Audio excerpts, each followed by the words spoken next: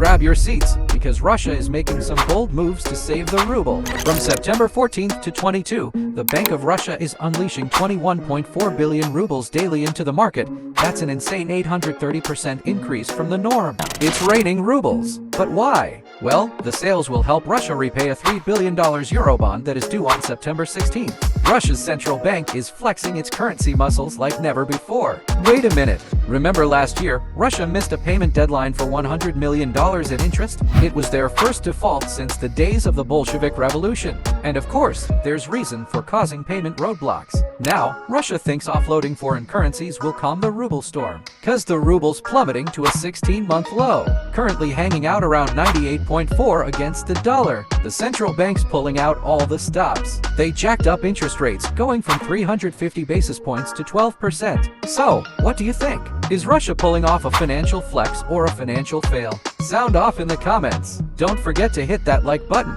and follow for more financial news.